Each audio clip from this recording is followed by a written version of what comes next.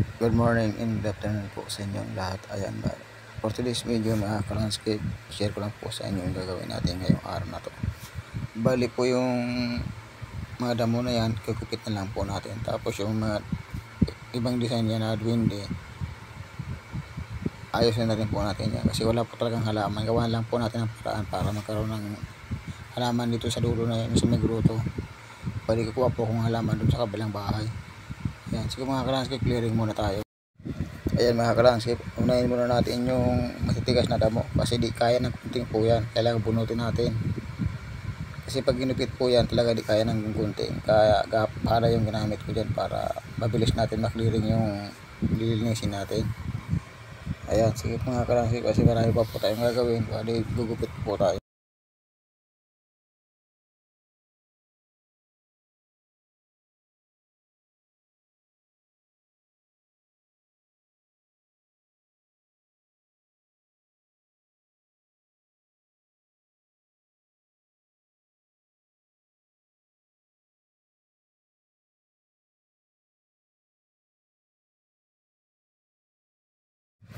Ayan na po mga ka-landscape, umpisa na po nating i-cultivate yung lupa kasi tatanim na po natin yung ilang pirasong halaman para magkaroon man lang ng itsura yung gruto dyan na malagyan ng halaman.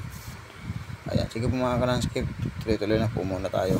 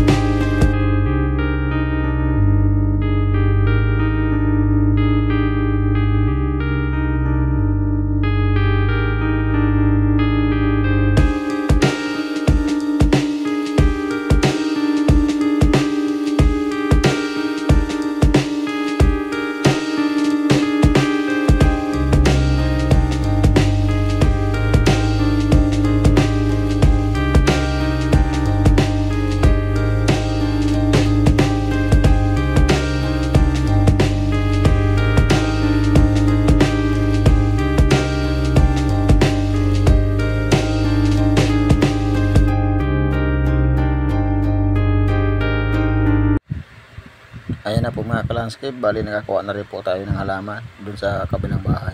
Bali gagawa lang po natin ang paraan para kahit paano magkaroon din ng design dyan sa, sa may gruto na yan kasi wala po talagang halaman. Ayan, yung mga halaman na po yun mga ka-landscape, wala akong iba talagang na medyo maganda-ganda doon. Ano lang po yan, Picara, puro Sansevieria lang po, bali tatlong klaseng halaman lang po yan nilagay ko dyan para kahit pa paano magkaroon din po ng itsura yung gruto dyan na magkaroon man lang ng magandang view dyan sa kanto. Ayan, sige po mga ka-landscape, bali tuloy-tuloy lang po muna ako sa pagtatanim kasi yung pivos dyan bali ilalatag ko po na saka hugasan ko ba para maganda rin tingnan, maliwanag na rin kasi video sa ilalim po kasi ng putik yan eh. Kaya hugasan ko muna para pumuti-puti po siya. Ayan, sige po mga kalanskip.